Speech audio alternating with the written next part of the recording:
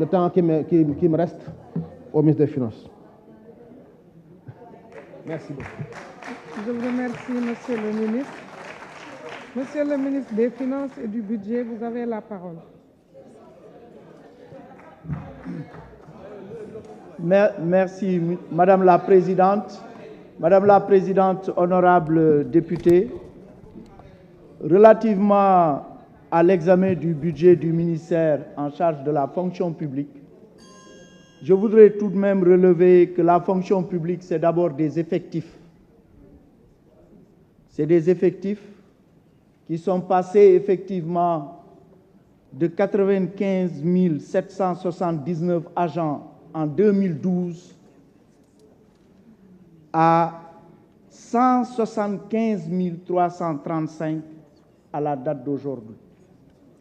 En fait, ce qui figure, les 171 000 qui figurent dans le projet de loi de finances, c'était au moment du dépôt du projet de loi de finances, mais pour actualiser, au moment où nous sommes, à partir du mois passé, les agents publics sont au nombre de 175 335.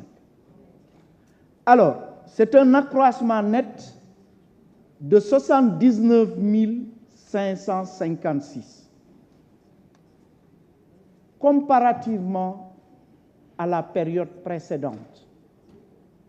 La période précédente, en 2000, il y avait 65 887 agents publics. En 2012, il y en a eu 95 779. Le nombre d'emplois nets créés dans la fonction publique est de 29 892. Comparons 79 556 par rapport à 29 892, c'est 2,7 fois plus. C'est important de le retenir parce que cette forte augmentation des effectifs traduit le recrutement en masse de jeunes dans la fonction publique.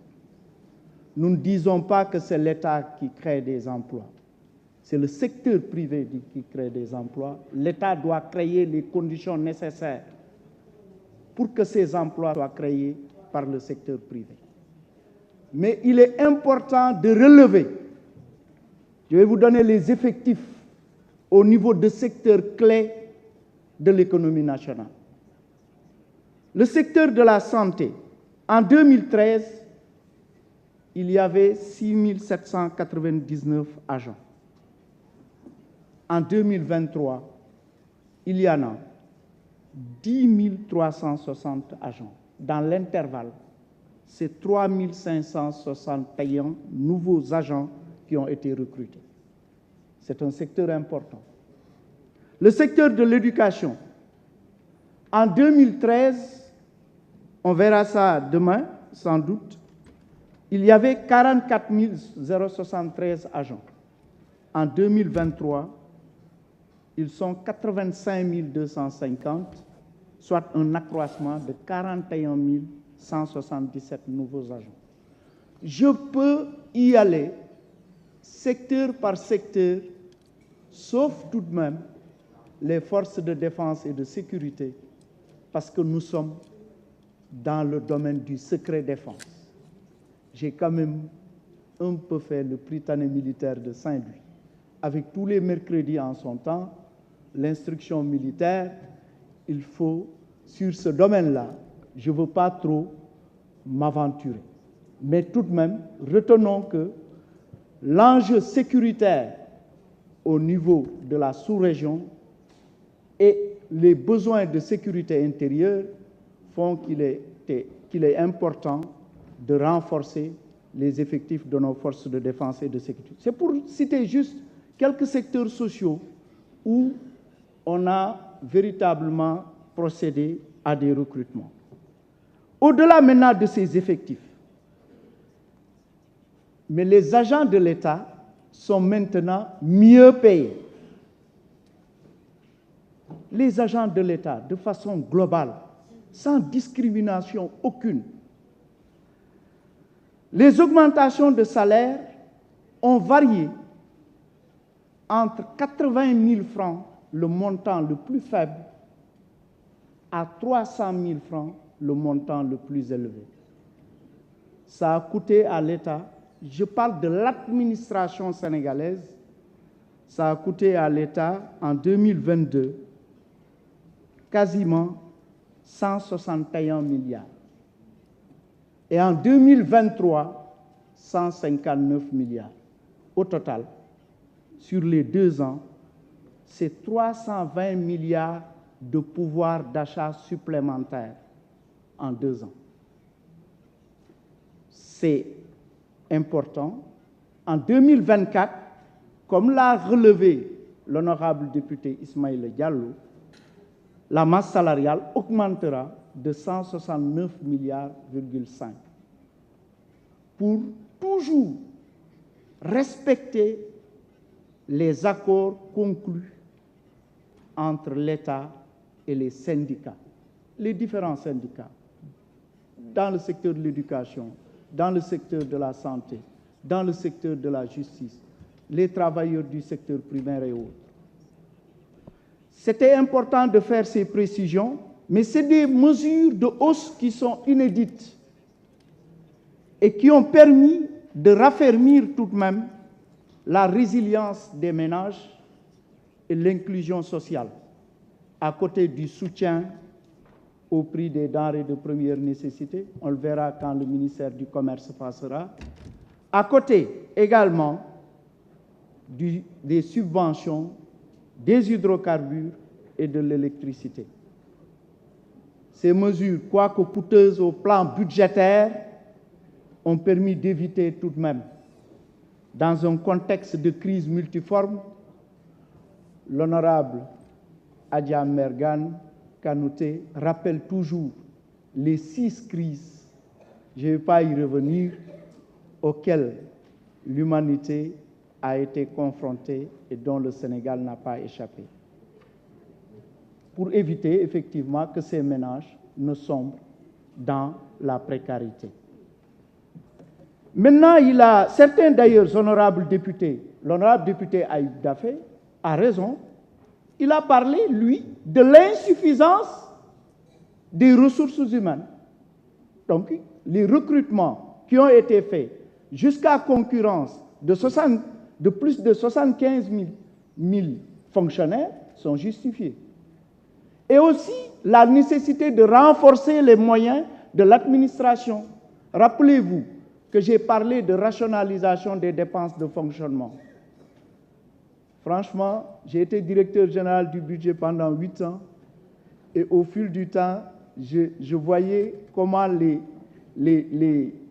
crédits de fonctionnement de l'administration sénégalaise baissaient au profit des dépenses d'investissement. Ce qui fait que le ratio de 8% de dépenses de fonctionnement rapportées à la recherche nationale, c'est ce qui l'explique.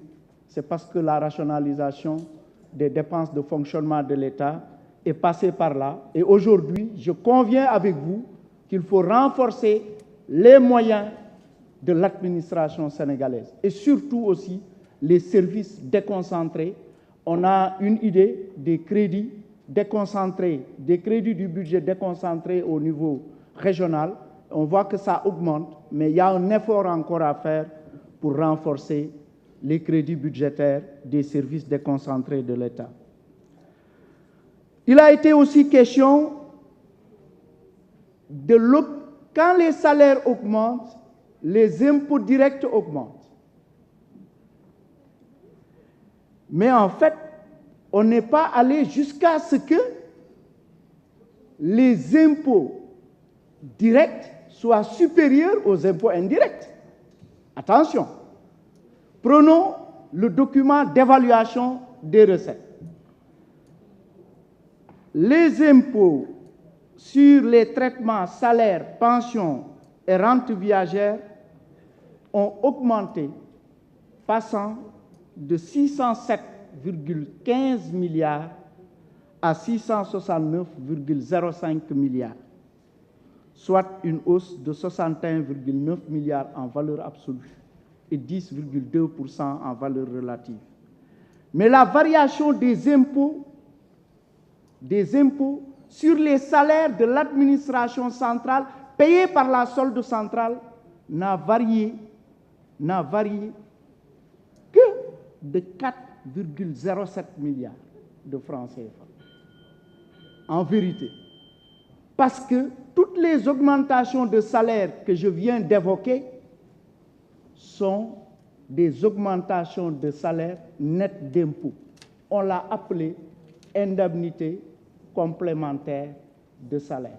Net d'impôts. 80 000 net d'impôts, 300 000 net d'impôts. Les salaires ont varié de 80 000 à 300 000 net d'impôts, c'est-à-dire non imposables. C'est pourquoi Monsieur les le impôts ministre, sur ces salaires... Je vous donne 2 ou 3 minutes, le temps de conclure. Oui. 2 ou 3 minutes. Bon, voilà, depuis ce matin, je respecte le temps. C'est moi qui préside, ce n'est pas vous. J'ai juste 2 autres points. J'ai juste un point, c'est que globalement, les impôts directs, donc du fait des augmentations donc, de salaire, ne sont pas supérieurs aux impôts indirects. Sur les impôts directs, vous le verrez, on est à 1417,34 milliards en 2024 de prévu, tandis que pour les impôts indirects, assis sur l'activité économique, nous sommes à 2762,66 milliards. Pour rappel, on a parlé de la carte d'égalité des chances. Effectivement, ça s'inscrit dans la stratégie d'extension et de renforcement de la protection sociale. En 2019, il y en avait 50 006 cartes d'égalité des chances. En 2023, il y en a 94 865. C'est vrai que des efforts doivent être faits pour élargir le nombre, mais il faut rappeler que dans un premier temps, l'objectif était de cibler des personnes vulnérables vivant avec un handicap pour les aider à avoir accès à des services essentiels que sont la santé, le transport, la couverture maladie.